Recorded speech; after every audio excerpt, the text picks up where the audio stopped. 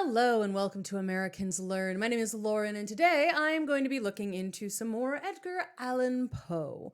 This is a biographics video from a million years ago. Simon looks very different than he looks now. But like I said before in the last Poe video I looked at a overly sarcastic productions video about certain Poe stories. So this is about Poe himself. I have my Poe sweatshirt on. See? Darkness there and nothing more. It's the Ravens.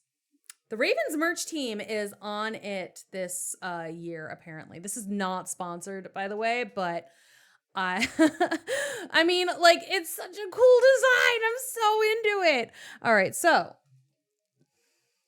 I'm looking forward to finding out just a little bit more about Poe himself. I know some stuff. I know Baltimore claimed him, really kind of stretching to do so, but they did.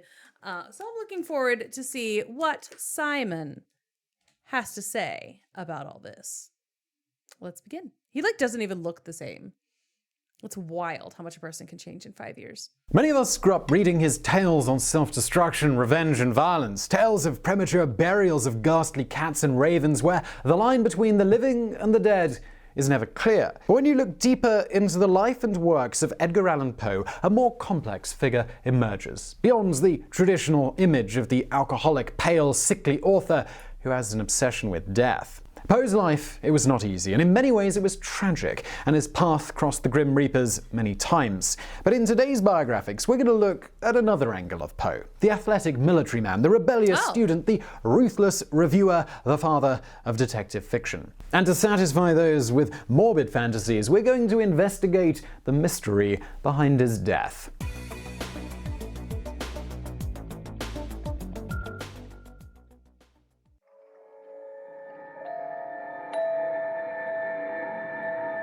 Oh. Thou art the man, if it be true as 'tis. No, it feels like it's almost Shakespeare. I am the man is what she says, though. Edgar Poe was born on the 19th of January 1809 in Boston from David and Elizabeth, two traveling actors. Edgar's life had barely started when he suffered a double trauma. On December 1811, Elizabeth died of illness, perhaps pneumonia or tuberculosis, which were both highly prevalent in the US at the time. David died within a few days of his wife. The details about that are largely unknown. According to one account, David was performing in Norfolk, Virginia with his traveling theatre company when he also died of an illness. A different account tells us that by the time of Elizabeth's death, the Poe family was a broken one. David left the household, leaving his wife destitute. 6 days after his mother's death, the orphaned Edgar was fostered into the home of John and Frances Allan of Richmond. His sister Rosalie was taken in by the Mackenzie family, also of Richmond, while big brother Henry remains with his grandparents in Baltimore. John and Frances... Okay, so there's some Baltimore, but that's wild that they split them all up like that. Allan were a childless couple, and although they never legally adopted Edgar, they considered him to be their son. Edgar called them Pa and Ma. Aww. John was a wealthy merchant, a self-made man from Scotland. While Edward's relationship with Frances would always be deeply affectionate, him and John would frequently clash. On the 7th of January 1812, Edgar was baptized as Edgar Allan Poe. The Allan family, with Edgar in tow, later moved to London, where they lived from 1815 to 1820. During these years, the young Edgar learned grammar, Latin, Greek, and surprise, dancing. The Allans returned to America in 1820, and by 1823, Edgar was studying in a school run by one William Burke. No, not the body snatcher of Burke and Hare fame, just a namesake, but if you'd like to learn more about Burke and Hare, we absolutely have a video on them. We kind of imagine the modern equivalent of this would be Stephen King graduating from Ed Gein High. Poe was a very active and athletic teenager, contradicting the common image of the sickly, I don't know who Ed Gein is either, though, so that didn't... Was he like a killer or something? I don't know Burke and Hare. I don't know any of these things. Let me know if I should watch those videos. Intellectual. In the summer of 1824, he became famous for swimming 7 miles up the James River against a heavy tide. That's almost 3 times the swimming segment of an Ironman competition. Dang. Apparently, Schoolmaster Burke 7 followed miles him in a is a long boat in case he needed help. Maybe that's what got Edgar going. Being chased by a Scottish serial killer on a boat is a pretty powerful motivator. But remember, it wasn't actually him, it was just a namesake. Later that year, Edgar authored his first poem of just 2 lines. Last night, with many cares and toils oppressed, weary, I laid me on a couch to rest. Good for which him. can be paraphrased I like as, it. I am going to take a nap on the sofa. Sounds good. In February of 1826, Edgar enrolled in the University of Virginia, Charlottesville. But his studies there, they were short-lived. The wealthy John Allan had no intention to fill Edgar's pockets with easy money, so the freshman had to subsidize his expenses with a side hustle. Rude. And that was gambling. Edgar accumulated good. $2,000 Right. of I gambling did know debts, about which that. is more than $50,000 in today's money. John Allan refused to pay. Like as a college freshman too, dude. Wow. I knew that he had gambling problems, but I didn't realize they'd started that early. Leading to a rift between the two men, a situation which would occur again in the future. That year, Edgar couldn't really catch a break. During Christmas holidays, he was looking forward to reuniting with his childhood sweetheart and prospective fiancée, Elmira Royster. But Elmira's parents had pressured her into dumping him for a wealthy and solid businessman, Alexander Shelton. It's understandable that in 1827, Edgar decided to leave university and reunite with his older brother Henry in Baltimore. Still in need of a steady income, in May, Poe enlisted in the U.S. Army under the name Edgar A. Perry. Private Perry did well in the army and lied rose to the about his rank of name. sergeant major of an artillery regiment in less than 2 years. Not only that, but he also found time to write his first book of poetry. This was Tamerlane and Other Poems, and it was published with the pseudonym A Bostonian. This booklet sold about 50 copies. If you come across a copy of Tamerlane in your great-great-grandparents' attic, you could probably auction it for around $172,000. On the 28th of February, 1829, Frances Allen, Ma, died from a respiratory illness, just like Edgar's biological mother. In the following years, Edgar's behavior it became erratic and rebellious, probably as a consequence of Ma's death. Now, initially, Poe seemed to like army life. In April of 1829, he applied to the West Point Academy, looking forward to a promotion from sergeant to lieutenant. He entered the But he was still under the name Perry. Why did he go under not his real name? I don't understand that. academy in the summer of 1830, but by the following winter, he was doing his best to get kicked out. Once a talented cadet, Poe racked up 110 offenses and 106 demerits in 2 terms. He was court-martialed and tried at the beginning of February 1831 for gross neglect of duty. So what was the cause for his rebellion? Again, it all came from his relationship with John Allan. Pa had remarried, perhaps too quickly, with Mrs. Louisa Patterson, who Poe disliked. Moreover, Edgar discovered that John had sired children out of wedlock. The feud was embittered by a letter written by Poe in which he claims that John Allan was seldom sober. Edgar wanted to leave West Point to pursue writing at this stage, but he needed John's authorization for a voluntary discharge. When John, now cold and distant, refused, Edgar started his self-sabotaging campaign. He succeeded and was kicked out of You won't let me leave? Fine, I'll make you make me leave. the army, but not before collecting donations from 100 cadets to fund his next book of poems, which was simply titled Poems. Oh, good for him though. Glad that his fellow cadets were like, yeah, we get it. Sorry that you don't want to be here anymore, but yeah, we'll definitely help fund your shit. I love that. He got a little Kickstarter campaign going with his friends. In the summer of 1831, fate dealt another blow to Edgar as it claimed the life of his brother Henry, yet another victim of tuberculosis. Edgar's writing career it started to pick up in the early 1830s, and his short story, Message Found in a Bottle, won a $50 prize from a Baltimore magazine in 1833. The prize was very welcome as John had closed the coffers and his second wife Louisa did not approve of Edgar, and the couple now also had a biological son likely to inherit Allan's wealth. In 1834, John fell ill. When Edgar heard the news, he tried to reunite with him one last time. They had not seen each other since West Point. Edgar rushed to Richmond, overcame Louisa's resistance, and finally came face to face with the now terminal Pa. Thomas Ellis, John's business partner, described the tearful reunion. With what little strength was left in him, John stood up. So, did they hug? Oh no. John raised his cane and threatened to strike him if he came within his reach.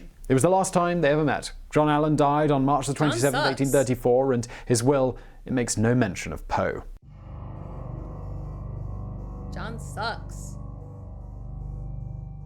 In the second half of the 1830s, Poe's writing career, it took off. Or rather, he was always employed, but he had little fame and even less money. Following his Ma's death in 1829, Edgar had developed a friendship with his cousin, Virginia Clem, 13 years his junior. Virginia was the daughter of Maria, who was the sister of David Poe, so she was a first-degree relative of Edgar's via his biological father, not his foster family. This relationship was initially an innocent one, with Virginia acting as a go-between for Edgar and a girl called Mary Devereux, who he was trying to woo. By 1835, when Poe was 26 and Virginia only 13, the friendship was developing into something else. Oh, no. Despite Virginia's relatives' best attempts, on the 22nd of September 1835, Edgar and Virginia married in secret, celebrating a public wedding the following year. Edgar even took in his aunt and mother-in-law, Maria Clem. He nicknamed her Muddy for some reason, and apparently loved her as a mother, addressing her as such in a poem. And fun fact here, after Poe's death, Maria was completely destitute and was relying on charitable donations, and among the donors was one Charles Dickens. Going back to Edgar and Virginia, a marriage at such a young age would certainly not be acceptable by today's standards, and even back then it was frowned upon. But some authors claim that Edgar's and Virginia's relationship, it may have been purely platonic. The theory is that after the death of both his biological and foster mothers, Poe had transferred his feelings of filial love to Aunt Mary, and in turn to Virginia. You can draw a parallel with Poe's work at this stage, namely the short story of Morella of April 1835. In this story, an unnamed narrator regards, with a feeling of deep yet most singular affection, my friend Morella. The two marry, and Morella grows obsessed with death and issues of identity. She dies in childbirth, and the protagonist decides to leave the baby girl unnamed for 10 years. As she grows older, she is uncannily unlike her mother. When the girl turns 10, the father agrees to have her baptized. When he chooses the name Morella, the girl immediately dies, uttering, "I am here." The tale concludes, "With my own hands I bore her to the tomb, and I laughed with a long and bitter laugh as I found no traces of the first in the channel where I laid the second." Morella. The tale features Poe's recurring topics of resurrection and identity beyond death. And consider this, the narrator and Morella are friends before marrying, just like Edgar and Virginia. And then, here is a transfer of identity from mother to daughter, which opens the door to more Freudian nightmares than we could possibly handle in today's video. I'm just gonna go ahead and hope that, like, he married for, separate bedrooms and, like, I did not know that. Oh no. Morella and the husband in the tale, they had a happy marriage, so how was Edgar's and Virginia's? Apparently, it was successful despite lack of money. Virginia had a deep adoration towards Poe and always kept his portrait under her pillow. Edgar, on the other hand, had started flirting with one Francis Sargent Osgood, but besides exchanging letters, there is no proof of relationship. Francis was being unsuccessfully courted by another author and journalist, Rufus W. Griswold.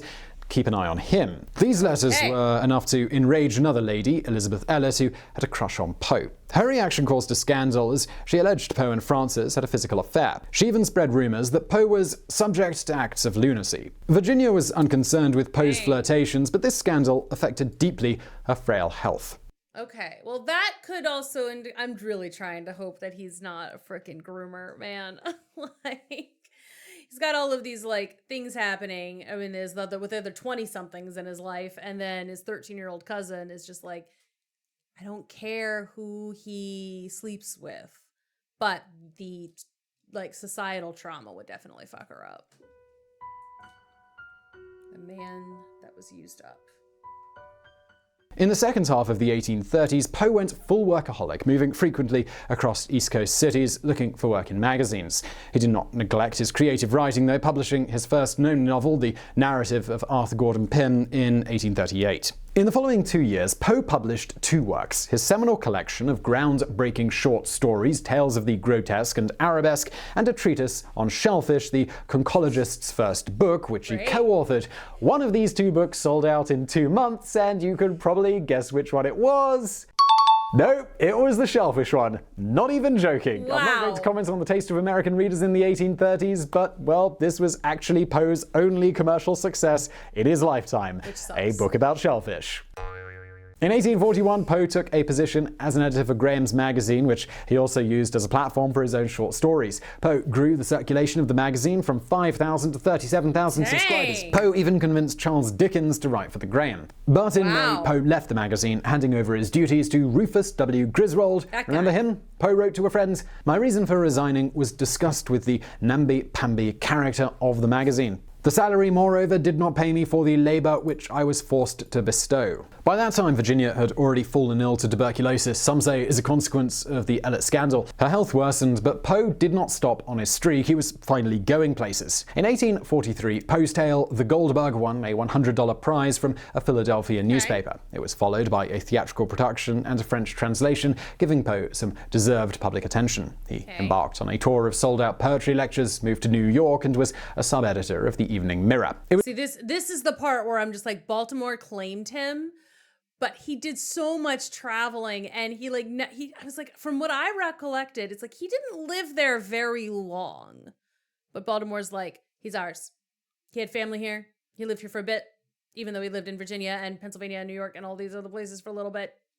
It's like, okay. It was this paper that in January 1845 published his most famous poem, The Raven. It became an immediate nationwide hit. So what princely sum did Poe earn for this masterpiece? Well, that would be $15, or about $325 in today's money. Dang. In February, Poe took control and ownership of the Broadway Journal, but this did not help him financially. If anything, he accumulated even more debt, and the journal shut down in January the next year. Things started to pick up thanks to royalties from publication about New York's literary scene, but life giveth and it taketh away. Virginia's condition, it worsened, and by early 1846, she was bedridden. She told a friend, "I know I shall die soon, but I want to be as happy as possible and make Edgar happy."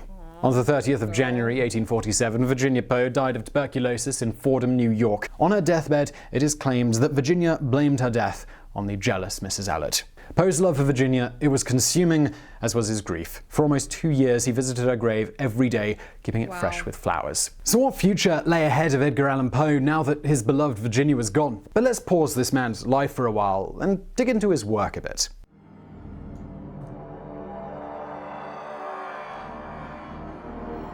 Poe is remembered as a master of horror and father of the modern short story. He composed his tales following two main rules. Each story should be short enough to read in one sitting, and each word should contribute to the overall effect of the story. So a little bit different than what Mr. Dickens was doing, huh? Where he's getting paid by the word, so it just bloats and bloats and bloats until it's like there's a lot of words to say. A 2-sentence, like that's a whole page and a half to say something you could have said in 2 sentences.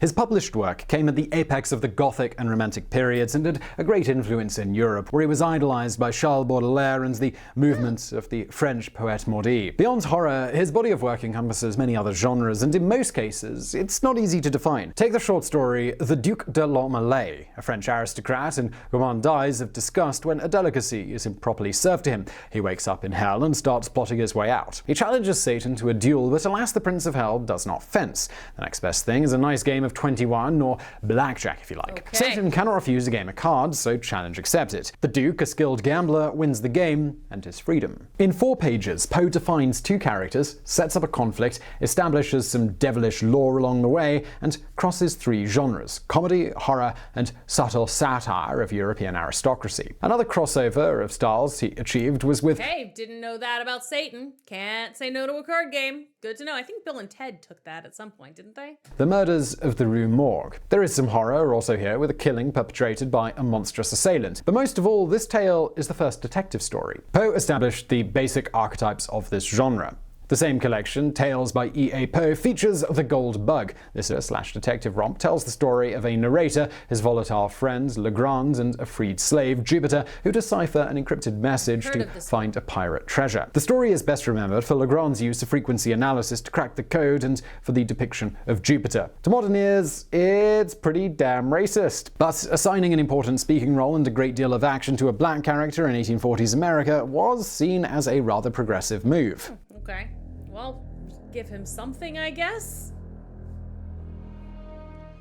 Much of Poe's writing career was dedicated to reviews of other authors. As a literary critic, Poe celebrated the works of Washington Irving and Nathaniel Hawthorne among the classics of American literature, but he was known and feared for how he destroyed less skilled authors. This earned him the nickname of the Tomahawk Man. Tackling the poems of one William W. Lord, Poe opines that the only remarkable things about Mr. Lord's compositions are their remarkable conceit, ignorance, imprudence, platitude, stupidity, and bombast. From any farther specimens of your stupidity, good Lord, deliver us. Novelists were no luckier. Theodore S. Fay's 1835 work Norman Leslie was unworthy of a schoolboy. There is not a single page of Norman Leslie in which even a schoolboy would fail to detect at least 2 or 3 gross errors in grammar and some 2 or 3 most egregious sins against common sense. The one who gets the full Tomahawk treatment is Morris Matson's novel Paul Ulrich. The book before us is too purely imbecile to merit an extended critique, but we shall have no hesitation in exposing fully before the public eye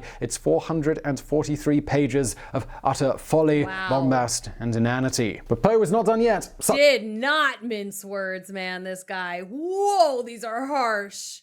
I mean, sometimes, though, you need to hear it. Sometimes that your shit is bad.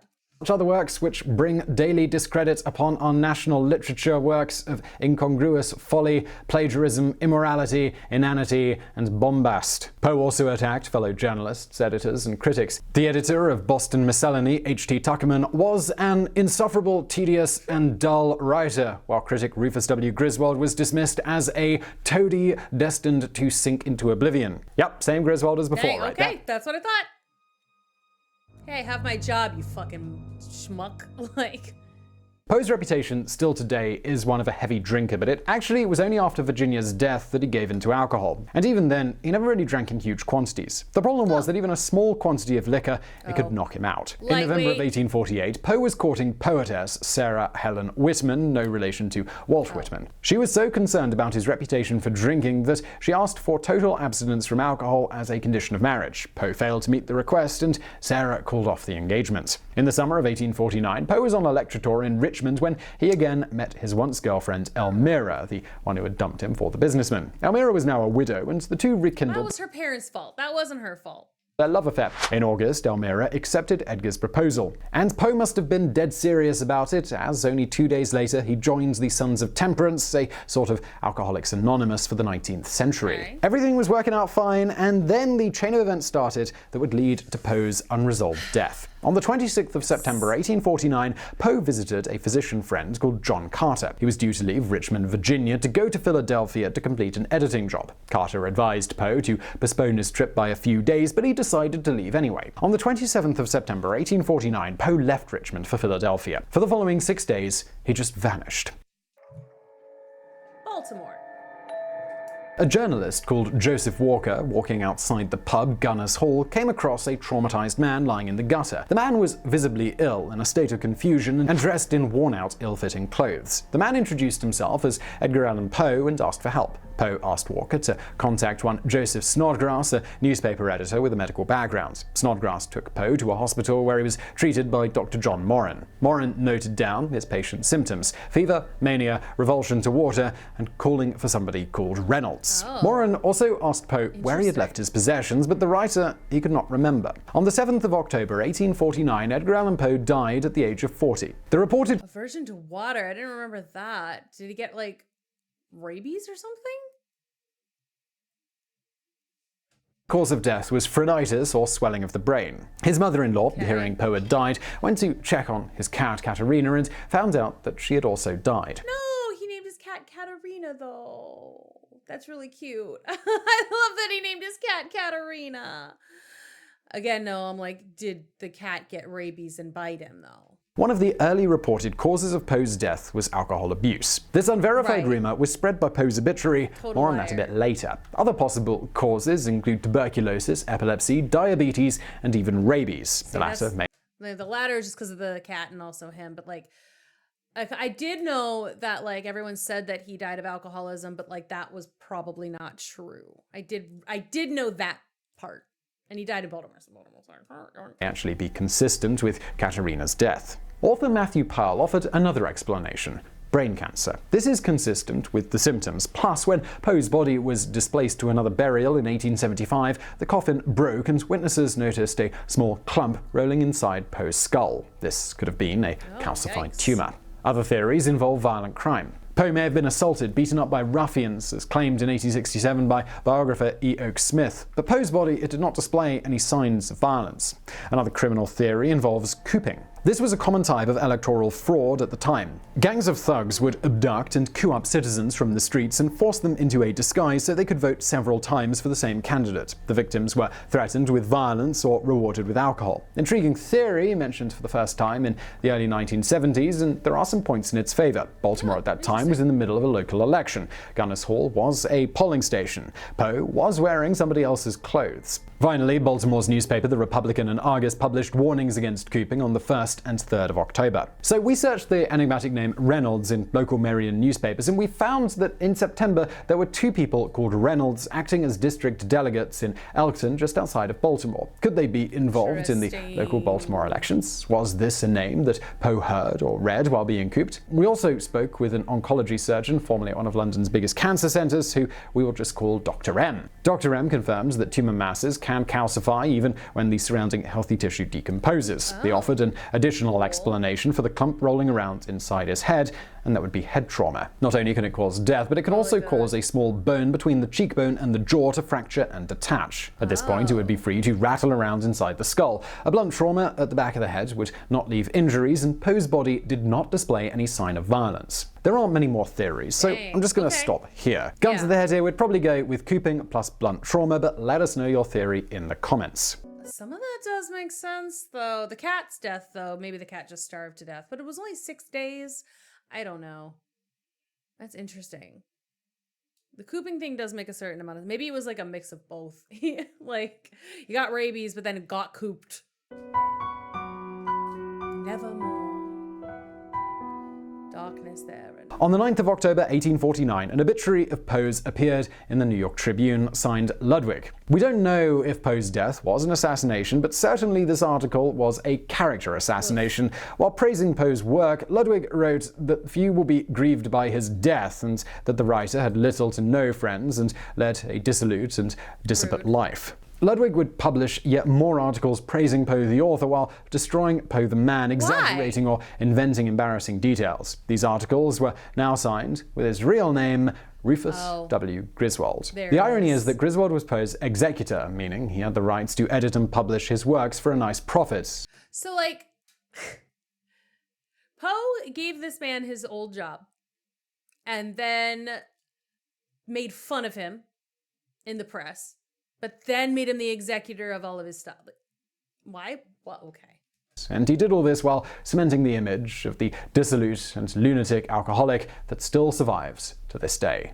So I really hope you learned something new about Edgar Allan Poe today. Please do share this video with a friend if you fancy it. Now, we had to skip tons of stuff here in this video, of course, but if you want to dig deeper, check out the website of the Edgar Allan Poe Society of Baltimore at eapoe.org. It's a real mine of free material, including his full works. And if you hear somebody repeating one of Griswold's lives, well, just like Poe's raven, just say nevermore. All right, so it's still one of those things that, like, again, Baltimore claimed him because he had family there. He'd spent some time living there, and he died there. So Baltimore's like, yoink, he is ours. And then we're gonna name a football team after his poem. Fun. Anyway, I do like his works. I've always found them very interesting. He's got a Decoding the Unknown about Poe as well. So this was like a little bio. If we want to watch a longer video about his unsolved death, we want to like go into more detail about that, go ahead and let me know. I'm more than willing to learn more about Poe. Yeah, thank you so much for watching. I do hope you enjoyed it. We're wrapping up spooky season, so that's why I'm just like, I'm here. I got my spookies on. But thanks again for watching, and if you want to see more of this, go ahead and like the video, subscribe to the channel, let me know in the comments what I should watch more of, and I will see you in the next video.